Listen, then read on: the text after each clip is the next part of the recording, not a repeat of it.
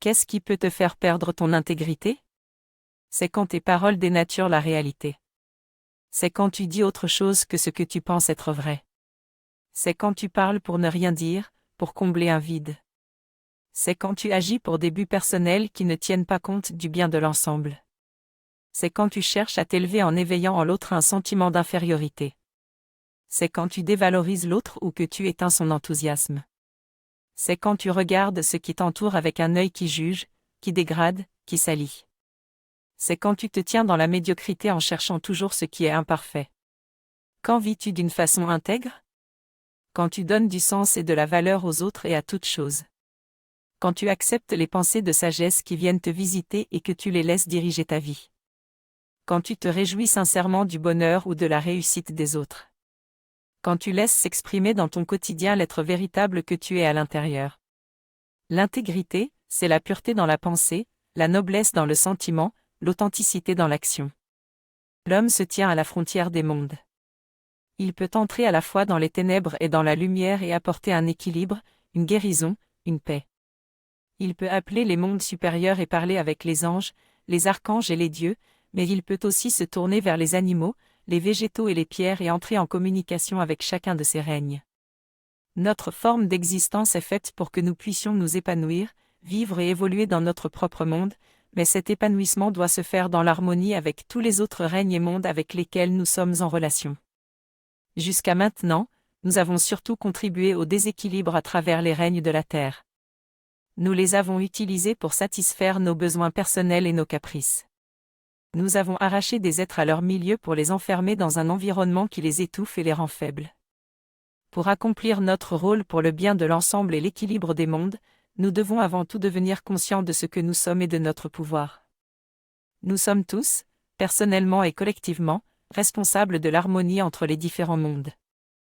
Nous devons développer une vision magique de la vie, qui n'est absolument pas une superstition. C'est une sagesse, une sensibilité, une morale, une science de la vie. Le monde végétal incarne la droiture. Regarde un arbre, une plante, une fleur, tu vois les racines profondément ancrées dans la terre-mère, la tige qui s'élève droite vers les hauteurs et s'épanouit en offrant la beauté des formes et des couleurs, la subtilité des parfums, la richesse des fruits. Pour comprendre le secret du panier qui accueille Dieu, tu dois t'identifier au monde végétal. Cherche à porter sa sagesse et sa vertu dans ta conscience et dans ta vie. Apprends à tresser le végétal en toi, c'est-à-dire tout ce qui monte droit vers les hauteurs depuis ta base jusqu'à ta tête. C'est ce tressage, cette union subtile de tout ce qui est bon en toi, qui donnera une forme précise avec laquelle tu recevras les fruits de la vie. Ces fruits célestes sont une offrande des anges au monde des hommes. Ce sont toutes les belles pensées qu'ils nous inspirent pour maintenir vivant ce qui est pur, sacré et divin dans la vie. Si tu te demandes quelle attitude adopter pour t'approcher du monde divin, la réponse est simple, sois un réceptacle, quelque chose qui peut accueillir et contenir ce qui lui sera transmis et en prendre soin. Si tu sais être un panier parfait, tu pourras recevoir les fruits du ciel, les goûter et t'en nourrir dans tous les aspects de ta vie. Tout ce qui est tangible en nous, c'est le corps de terre. Il est pénétré et entouré par un corps plus subtil, le corps d'eau. Ce sont tes relations et tes échanges. Cette eau en toi et autour de toi est elle-même reliée à un océan, Dieu. Un jour, tu seras amené à rencontrer cet océan et à le traverser. Par quels moyens? Cela dépendra de ta barque, c'est-à-dire du corps que tu auras construit, et donc de la façon dont tu auras vécu ta vie sur terre. La grande rencontre avec l'eau s'appelle la mort. C'est à ce moment que tu devras effectuer le passage dans les mondes supérieurs, qui seront déterminés par la nature de ton eau. La plupart des gens perdent conscience en passant le voile de la mort. Ils sont pris dans une grande agitation. Comme ils n'ont pas de véhicule pour aller plus loin, ils s'accrochent à ce qu'ils peuvent pour sortir de la turbulence et ne pas continuer vers cet inconnu qui leur fait peur. Pour faire apparaître le chemin qui mène de la source en toi jusqu'à l'océan de Dieu, tu dois purifier ton corps d'eau en développant l'art de canaliser l'eau en toi et de l'orienter de façon à ne pas créer de blocage dans son cheminement. Entrer dans la conscience de ce corps est une aventure incontournable et fondamentale pour le passage du voile de la mort. Heureusement, la sagesse essénienne nous offre de nombreux enseignements et clés pour maîtriser ces mondes subtils en nous. Il est très difficile pour nous, humains d'aujourd'hui, d'entrer en contact avec notre vie intérieure pour rencontrer notre être authentique. Cette difficulté vient de notre hérédité et de la mauvaise éducation que nous avons reçue au fil des siècles. Nous cultivons une image fausse de nous-mêmes parce que nous avons été nourris par une fausse spiritualité et une philosophie déchue qui nous ont fait croire que la terre et le monde des hommes étaient sales, dangereux et sans valeur. Tous les malheurs de l'humanité sont nés de cette mauvaise éducation qui nous a incités à croire aveuglément à de faux guides. Sache que la terre est sainte et belle. Elle est le miroir de la grande vérité universelle qui baigne tous les mondes. Elle est notre stabilité et nous permet de nous aligner sur l'ordre céleste en favorisant en nous l'éveil et la vision juste. Elle seule peut nous libérer de l'illusion et du mensonge de la fausse spiritualité. Le mensonge ne vient pas de la terre, qui est le livre saint de Dieu, mais de l'homme qui ne sait pas lire, et encore moins écrire. Personne ne peut être séparé de la terre, de l'univers et de l'intelligence globale. À chacun d'organiser sa vie pour qu'elle soit en correspondance avec les grandes lois universelles qui gouvernent tous les mondes. L'uniformisation est la grande maladie de notre époque, pire que n'importe quel virus. Elle est orchestrée par une intelligence qui aspire à tout dominer, maîtriser, pour que tout soit sous son autorité. Pour cela, tout doit être nivelé, il ne doit plus y avoir de différence, de peur que ces différences n'échappent au contrôle. Tout ce qui est hors norme doit être dépisté, écarté ou maîtrisé. Bientôt, ce sera ce monde qui décidera ce que doit être la vie sur Terre et toutes les âmes devront s'y soumettre. Pour résister à cette plaie qui veut s'abattre sur l'humanité, il faut commencer par prendre conscience de l'importance de la liberté, de la tolérance, du respect, de l'acceptation de l'autre et de l'éveil de la vie intérieure. Faisons de ces valeurs un mode d'existence afin de poser une autre écriture dans notre vie. N'éteignons pas notre âme pour être conforme à un monde qui veut éteindre la lumière. Ne nous laissons pas enfermer dans des frontières qui sont contre notre nature profonde. Apprenons à vivre ensemble en engendrant l'harmonie et la paix par le respect de nos différences. Lorsque tu demandes à Dieu de répondre à ta demande, il le fait toujours, d'une façon ou d'une autre. L'important, c'est ce que tu fais de la réponse qu'il te donne. Pour le monde divin, une réponse, une compréhension sont des êtres vivants à qui il permet de s'approcher de toi pour t'aider. Si tu ne les accueilles pas dans ta maison, ils sont pris dans notre monde, n'ayant pas pu accomplir leur mission. Le monde divin sait qu'il est dangereux de s'approcher de notre monde car les missionnés qui se sont approchés de la terre ont souvent été piégés dans ce monde sans âme et sans vie. C'est pour cela que Dieu ne donne pas plus que tu ne peux intégrer dans ta vie en le mettant tout de suite en pratique. Si tu ne fais rien de la réponse qui t'a été donnée, le monde divin n'ira pas plus loin.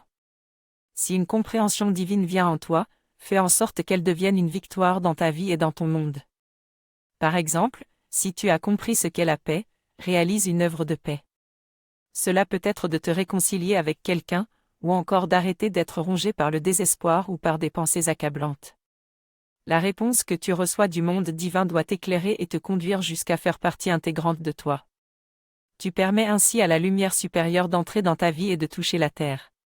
Nous sommes inconscients et ignorants des influences qui fécondent et dirigent notre vie. Nous sommes comme des enfants qui aiment être bercés de mots doux pour se rassurer et s'endormir.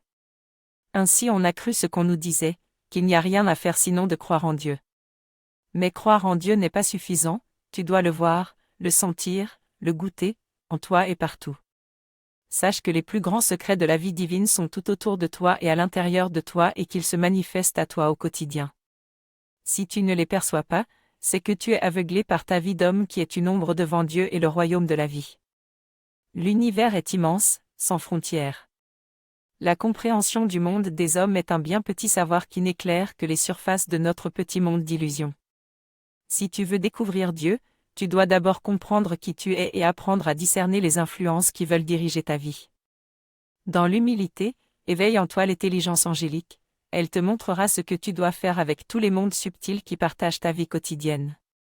Permets à la lumière d'entrer et de toucher les profondeurs de ton être. Tu pourras alors percevoir le sens caché et profond de tout ce que tu vis. Le monde divin est généreux. Il donne en abondance à celui qui mérite de recevoir. Comment savoir si tu mérites de recevoir les faveurs du monde divin? C'est une question d'attitude. La mauvaise attitude, celle qui empêche les bienfaits du monde divin d'arriver jusqu'à toi, c'est d'être continuellement dans un état d'insatisfaction. Si tu te plains toujours du peu que tu as en suppliant pour obtenir autre chose, tu ne mérites pas de recevoir. Si tu attends toujours qu'on te donne quelque chose de nouveau pour te sentir exister, tu es sur le mauvais chemin. N'abandonne pas continuellement ce que tu as déjà pour passer à autre chose. Sois reconnaissant de ce que tu as déjà et utilise-le. Tout ce que tu reçois doit d'abord trouver un chemin d'accomplissement dans ta vie. Le monde divin donne toujours sous forme de semences. Tu dois mettre en terre ce qu'il te donne pour le faire croître et tu dois l'entretenir. Ce que tu reçois de précieux, tu dois en prendre soin et le faire fructifier. Tu dois le faire vivre dans ta vie et t'en occuper de façon responsable. Tu dois être capable de protéger, de maintenir et d'enrichir tout ce qui t'a été donné, surtout dans le domaine de la lumière. Sens-toi heureux de ce que tu possèdes et travaille pour l'améliorer et le faire prospérer. Ainsi l'abondance viendra dans ta vie. Nous sommes appelés à vivre quelque chose d'infiniment plus grand que ce que nous vivons présentement dans notre vie de mortels. Un jour, nous retrouverons notre origine et nous vivrons la grande destinée divine prévue pour nous.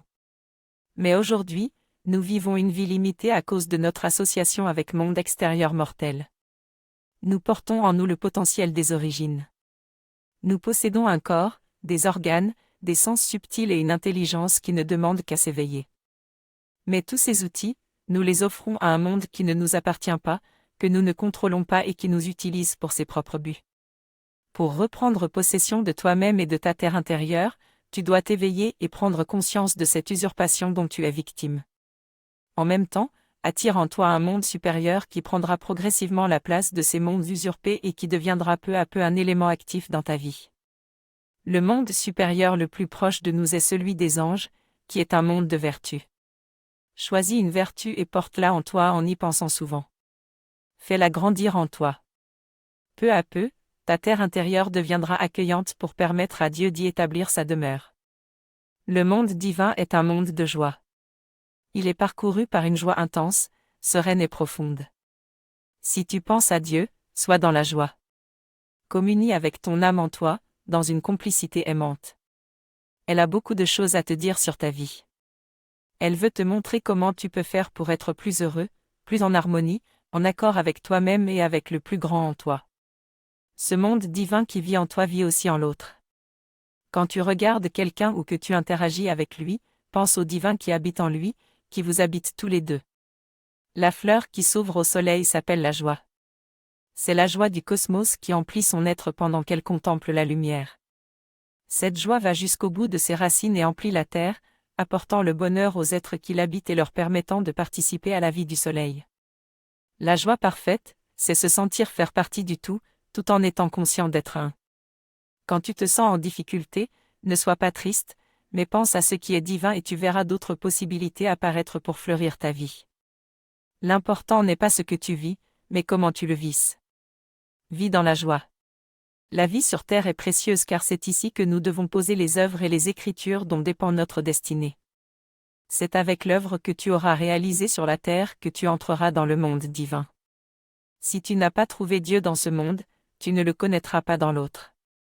Si tu n'as pas équilibré ta vie ici-bas, tu n'auras pas d'équilibre dans l'autre. Dans l'autre monde, il n'y a rien d'autre que ce que tu y amènes. Ne te laisse pas aller car tu as très peu de temps pour te créer un ciel et une terre. Ne crois pas, comme l'ignorant, que la vie sur terre n'est pas importante et que ce qui compte, c'est l'éternité. Ne néglige pas ce que tu vis sur terre en rêvant d'entrer dans un autre monde qui serait parfait et qui mettrait fin à tous tes problèmes. C'est en vivant bien ta vie sur terre que tu entreras dans l'immortalité, pas autrement. Tu dois réaliser une œuvre de sagesse, d'amour, de pureté dans ta vie, non seulement pour toi mais aussi pour les générations qui viendront après toi. C'est la magie de la vie, si tu laisses une empreinte, un chemin, d'autres marcheront dans tes traces et poursuivront ton œuvre. Entretiens en toi la fleur de ton esprit pour la retrouver lorsque tu seras dans l'autre monde. Tiens-toi dans l'équilibre entre ta vie terrestre et ton aspiration à l'éternité. La société dans laquelle nous vivons aujourd'hui nous a appris à nous emparer de tout ce qui nous attire, à le consommer puis à le rejeter comme un déchet. On veut tout connaître et tout posséder pour nous sentir exister dans le monde. Rien n'a d'importance en soi puisque tout est là, à notre disposition, pour notre plaisir et notre satisfaction, comme si cela nous appartenait. Mais rien ne nous appartient réellement. Ce qui se présente à nous, que ce soit un savoir, un sentiment ou un bien matériel, a de la valeur et doit être respecté et honoré. Tout a de l'importance et est porteur d'un potentiel. Rien n'est destiné à disparaître dans le néant. C'est pourquoi tout ce qui vient vers toi doit être pris en compte et conduit dans la plénitude de son potentiel, jusqu'à faire apparaître ce qui se cache de divin en lui. Si tes oreilles, tes yeux, ton intelligence se sont fixés sur quelque chose, cela signifie qu'il y a en toi une raison de le faire, un intérêt pour cela, et donc une valeur. Même une mauvaise pensée qui vient vers toi n'est pas inutile car quelque chose en toi l'a attirée. Peut-être est-elle là pour que tu la guérisses et que tu la transformes en sagesse. Tout mérite d'être conduit vers l'ennoblissement. C'est notre mission d'humain et d'enfant de la lumière, tout ce que nous croisons, tout ce que nous entreprenons doit être relié à un monde supérieur afin que rien ni personne ne soit perdu. Dans le monde des hommes, on confond habituellement monde spirituel et monde divin. On croit que tout ce qui fait partie du monde spirituel est pur, noble et digne de confiance. C'est une erreur de perception qui nous coûte très cher, car elle permet à des mondes invisibles malsains d'abuser de notre ignorance et de nous asservir. Il ne faut pas croire que tout ce qui vient du monde invisible vient de Dieu. Le monde divin est bien au-delà de ce monde spirituel qui nous entoure. Nous vivons déjà dans le monde spirituel par nos pensées, nos émotions, nos désirs, par tout ce qui vit en nous d'invisible et de non palpable. Dans ce monde invisible vivent également des entités de toutes sortes, entre autres des êtres désincarnés qui cherchent à s'accomplir à travers nous car nous possédons ce qu'ils n'ont pas, un corps de manifestation. Ils cherchent à mettre leur semence en nous pour vivre à travers nous. Tant que nous demeurons inconscients de leur présence, ils peuvent nous manipuler à leur guise. Tu peux te protéger de ce monde invisible qui te féconde en apprenant à discerner les influences qui cherchent à orienter tes pensées, tes sentiments et tes actes. Pose-toi la question devant une pensée qui te vient ou une émotion qui monte en toi, cela vient-il réellement de moi? Très peu d'humains ont conscience que le monde dans lequel ils vivent est un monde d'illusions. La plupart y sont investis corps et âme, cherchant à tout prix à y être reconnus et appréciés. Leur joie et leur peine, leurs succès et leurs échecs tournent uniquement autour des événements extérieurs qu'ils vivent comme dans un film, avec seulement la partie d'eux-mêmes qui constitue leur personnage sur la Terre.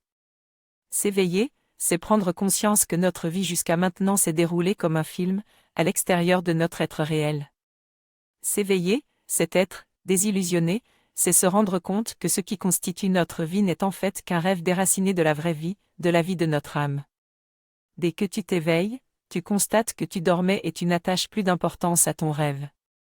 Tu es prêt à reprendre tes activités. Il en est de même quand tu t'éveilles à ton être véritable. Tu cesses d'attacher de l'importance à des futilités et tu vis ton quotidien en demeurant conscient de ton être divin et de ton lien avec l'univers. Sois attentif à ne pas te laisser piéger par l'illusion du monde extérieur et reste toujours conscient de la présence divine en toi.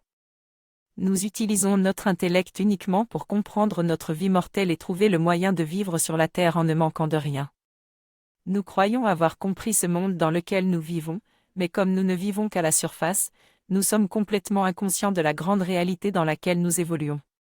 Cet outil merveilleux qu'est notre intellect nous a été donné par Dieu dans un but beaucoup plus grand que celui de survivre dans le monde matériel. Il devait nous permettre de parler avec les anges et tous les êtres, et de devenir des créateurs de beauté dans l'univers. Notre pensée et notre intelligence ont été asservies et enfermées dans un monde d'illusions, abstrait et irréel. Ce monde d'illusions a conduit nos facultés intellectuelles dans le mensonge, de sorte que nous sommes maintenant incapables de maîtriser nos pensées et de discerner les influences subtiles qui nous dirigent. Nous ne contrôlons rien, ni en nous ni autour de nous, car nous avons occulté la partie divine de notre pensée pour n'offrir à notre intellect qu'un savoir superficiel et illusoire qui ne sert à rien. La solution tient simplement à un changement de vision, le vrai savoir appartient à Dieu, et Dieu est en toi.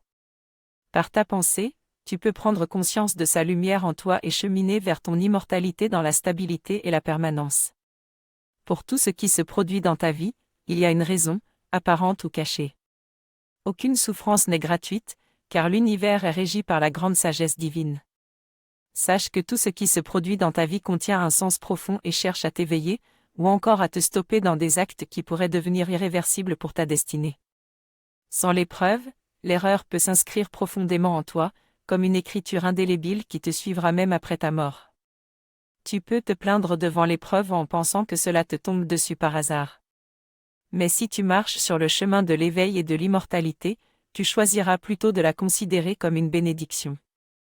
L'épreuve est liée à ta lignée, à ta façon de vivre, de penser, d'écouter, de regarder. Elle est un appel à l'éveil, à l'observation, à la méditation qui permettent de te recentrer et de t'ouvrir au monde et aux autres. Celui qui a souffert regarde bien souvent le monde différemment. Ne reste pas bloqué dans le monde de l'épreuve en te concentrant dessus et en la ressassant sans cesse. Ne te fais pas attraper par le piège du mécontentement et de l'amertume.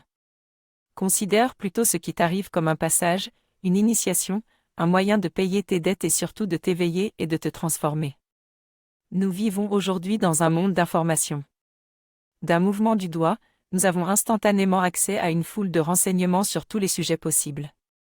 Nous pouvons tout savoir sur tout, ou plus exactement nous pouvons savoir tout ce qui a été offert en partage. Vérité, semi-vérité ou mensonge? Un peu de tout cela sans doute, car n'importe qui peut dire n'importe quoi. Mais peut-on parler de communication? Dans la communication, il y a deux pôles, l'un qui émet et l'autre qui reçoit, et il doit y avoir une alternance. S'il n'y a qu'un des deux pôles qui est émissif et que l'autre ne fait que recevoir, ce n'est pas de la communication, c'est seulement de l'information. Même entre nous, nous ne communiquons pas facilement, nous entrons rarement dans un échange véritable, nous cherchons plutôt à imposer notre point de vue et à justifier notre façon de voir la vie et de vivre. La véritable communication est un art de l'échange, du partage et de l'enrichissement mutuel. Elle permet de résoudre les problèmes et de grandir. Son fondement essentiel est le respect de la différence. Quand tu t'approches des autres, ne sois pas seulement émissif, mais cultive l'écoute attentive. C'est un art de savoir écouter sans préjugés mais en même temps sans se laisser féconder. C'est une question de discernement. De quelle façon sommes-nous créateurs, nous, les humains? Nous créons un peu comme l'huître qui transforme un grain de sable en perle. L'huître concentre toute son énergie sur le grain de sable qui est entré en elle comme un intrus. Elle l'enrobe peu à peu de sa propre substance comme pour le digérer. Une fois le processus terminé, le grain de sable n'existera même plus. En travaillant sur cet intrus, elle a développé une merveille qui n'aurait jamais existé sans cette circonstance qui s'est présentée à elle et qu'elle a dû gérer. C'est à travers ce qui se présente à nous dans notre vie quotidienne que nous pouvons créer. Nous pouvons transformer toutes les expériences que nous vivons en sagesse par notre attention et notre concentration. Tout ce que tu vois, tout ce que tu entends, tu peux le transformer en sagesse et ainsi faire apparaître la grandeur et la merveille. Ce que tu ne réussis pas à digérer et à transformer en perle de sagesse sera rejeté comme un déchet inutile. Toutes tes expériences non assimilées deviennent des souffrances inutiles, et pire, devront être reprises, sous une forme ou une autre, dans cette vie ou dans d'autres, jusqu'à ce que tu en comprennes le sens et la raison.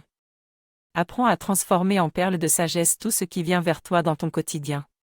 C'est le travail que tu fais sur toi-même qui transforme le grain de sable douloureux en perle de sagesse. Nous sommes tellement enfermés en nous-mêmes, recroquevillés, que tout ce qui est divin, pur, léger ne peut plus nous atteindre. L'air originel, l'air des hauteurs subtiles n'arrive plus à entrer en nous et à nous toucher. Pour que le monde divin puisse agir en nous et dans notre monde, nous devons apprendre à devenir légers, à nous délester de toutes les lourdeurs que nous avons accumulées et que nous entretenons inconsciemment. Nous devons retrouver la simplicité de nous poser sur la terre sereinement, dans la détente du corps et de l'esprit, pour accueillir la bénédiction de la mer. Elle nous offre l'opportunité d'enlever ce qui est dense et opaque dans notre souffle, dans notre pensée, dans notre esprit. Par sa pluie, elle nettoie l'atmosphère et la terre. Laisse-toi toucher par cette eau, laisse-la ruisseler sur toi et te tremper. Laisse-la purifier tes pensées et libérer la partie dense et condensée de ton être qui t'empêche de respirer et de capter l'air léger, empli de Dieu, qui veut te nourrir et t'élever vers la lumière. Profite de chaque occasion qui t'est offerte de vivre l'illumination, va te promener dans la forêt, d'un pas léger, pour purifier tes pensées et reprendre ton souffle originel. Parle à ta mère et laisse la pluie te répondre en touchant ton corps. Nous considérons souvent la pensée comme une réalité subjective qui n'a pas réellement de consistance. Nous avons du mal à concevoir qu'il existe une structure dans la pensée, des lois, des forces. C'est pourquoi nous ne savons pas discerner ce qui vient nous visiter et nous féconder à travers nos pensées. Tout comme tu te nourris de l'air que tu respires, de l'eau que tu bois et des fruits de la terre, tu te nourris de pensées, sans cesse nouvelles, pour te sentir exister et éprouver des sensations. Dans toute pensée, il y a structure subtile, invisible, qui émane d'une intelligence supérieure, qui obéit à des lois et qui permet de manifester une force créatrice, c'est-à-dire un pouvoir fécondant. La force créatrice réside dans le fait de ne pas séparer la pensée de sa structure subtile, de son intelligence supérieure. Quand tu acceptes une pensée et que tu commences à faire des actes correspondants, tu te relies à la structure qui porte cette pensée. C'est cette structure que tu mets alors en action à travers tes paroles et tes comportements. Mets tout en œuvre pour maîtriser cet outil qu'est la pensée. Apprends à sélectionner tes pensées, à n'entretenir en toi que des pensées lumineuses jusqu'à les faire apparaître dans ton quotidien. Deviens conscient des pensées qui te visitent, mais aussi des semences qu'elles portent et des mondes avec lesquels elles sont associées. Le chemin de la résurrection et de la vie est celui de la conscience. Le chemin vers Dieu, c'est ce que tu es, ce que tu fais, ce que tu deviens et ce que tu mets au monde. Le chemin de l'humanité est d'enfanter la divinité, soit c'est un Dieu de la mort, de la vie illusoire que nous mettons au monde, soit c'est le grand Dieu de la résurrection et de la vie, le Dieu qui éveille la conscience jusqu'à l'immortalité. L'immortalité est liée à la mémoire, non pas la mémoire mortelle qui appartient au corps, mais la mémoire de la conscience supérieure que tu peux éveiller jusqu'à en faire une expérience de vie. Si la conscience n'est pas présente, ce que tu fais ne s'imprimera pas dans la mémoire de l'immortalité. La conscience est un état d'être, une vibration, une dimension supérieure à ta vie de mortel. Elle est au-delà. Quand elle apparaît dans ta vie, elle éclaire tout d'un savoir qui ne peut s'apprendre.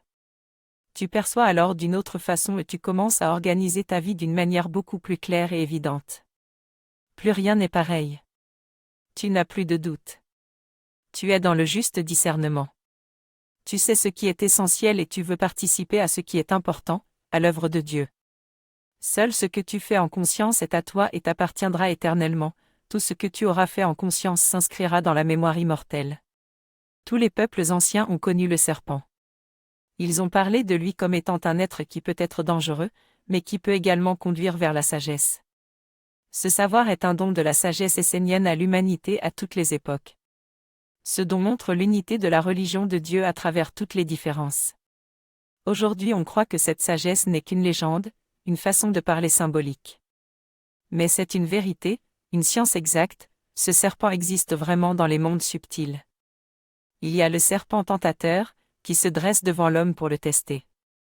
Si l'homme n'est pas digne de la sagesse, il entre par ses yeux et l'hypnotise, l'illusionne, pour s'emparer de son intelligence, de son raisonnement, de sa vitalité et le rendre totalement dépendant de lui. Aujourd'hui, ce serpent s'appelle l'argent. C'est sous cette forme qu'il hypnotise les hommes, les rend faibles, esclaves. L'argent est avant tout une force créatrice qui a été bénie par Dieu et qui a été offerte aux hommes comme moyen de réaliser des œuvres de Dieu.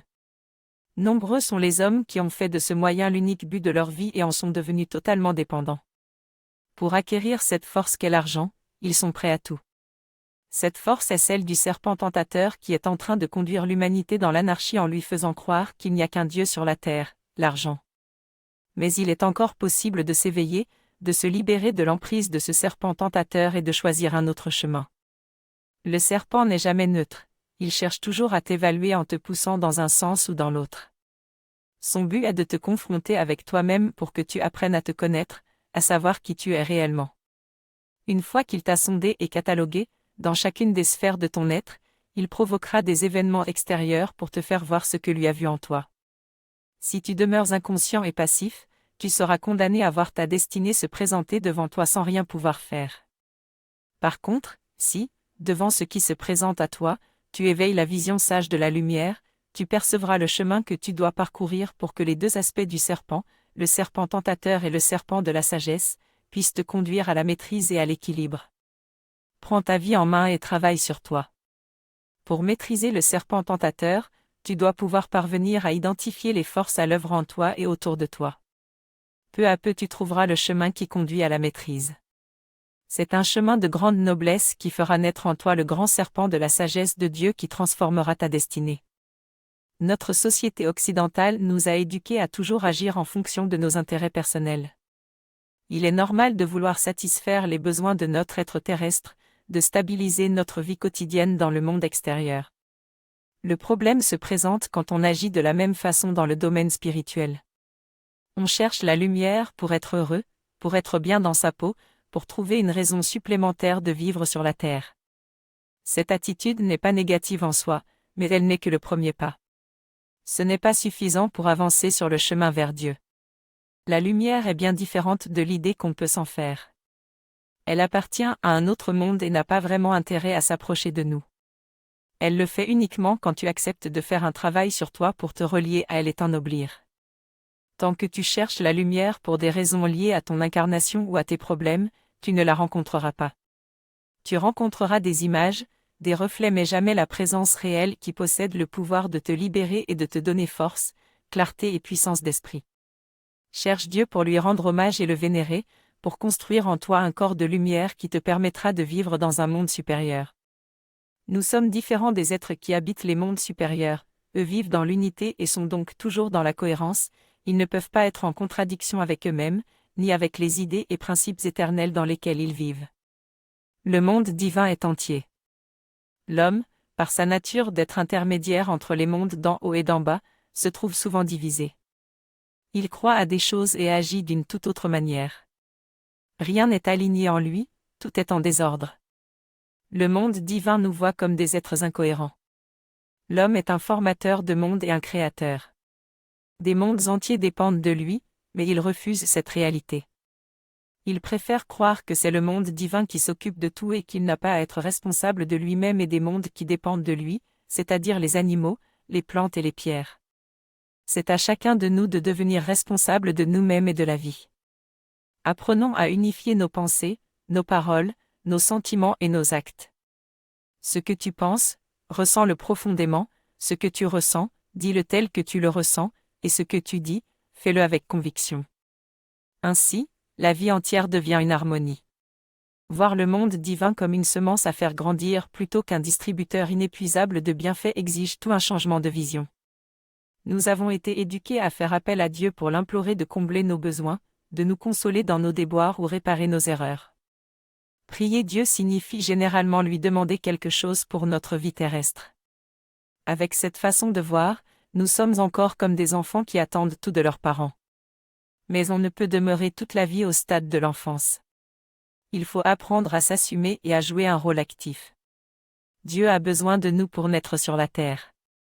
Tout dans la création apparaît suivant une même loi, celle de la propagation par la semence. La semence du divin, c'est dans la terre intérieure de tous les humains qu'elle a été déposée.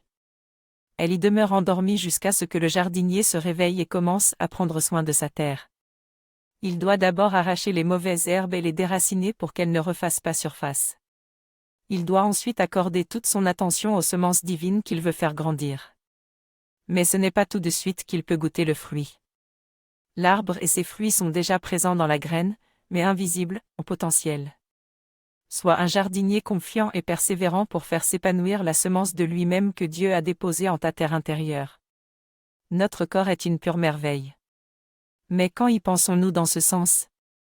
Nous vivons pour lui, pour son bien-être, pour les satisfactions qu'il nous apporte mais jamais nous ne le considérons pour ce qu'il est réellement. Nous sommes comme l'inconscient qui trouverait dans son champ un véhicule spatial d'une performance inimaginable mais qui, ignorant sa valeur, se contenterait de le décorer et de jouer avec lui. Ce corps que tu as reçu en cadeau est un instrument magique. C'est en lui que tu peux te construire un corps de lumière qui te permettra d'aller vers le monde divin, vers l'illimité. C'est lui qui permet à la grandeur de venir habiter et agir en toi à travers les petites choses en apparence insignifiantes du quotidien. Quand tu perdras ton corps, tu n'auras plus aucun pouvoir d'intervention, tu vivras alors dans ce que tu auras créé quand tu vivais dans ton corps. C'est la grande souffrance des êtres désincarnés, l'impuissance, l'impossibilité d'agir. C'est pour cela que les esprits qui peuplent les mondes invisibles cherchent à vivre à travers nous. Nous représentons leur unique opportunité d'action.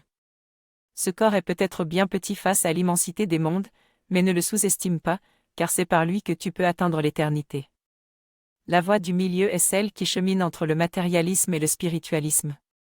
Les matérialistes sont considérés comme plus puissants que les spiritualistes parce qu'ils savent ce qu'ils veulent et font ce qu'il faut pour réaliser leurs objectifs, quels que soient les dégâts qu'ils causent autour d'eux.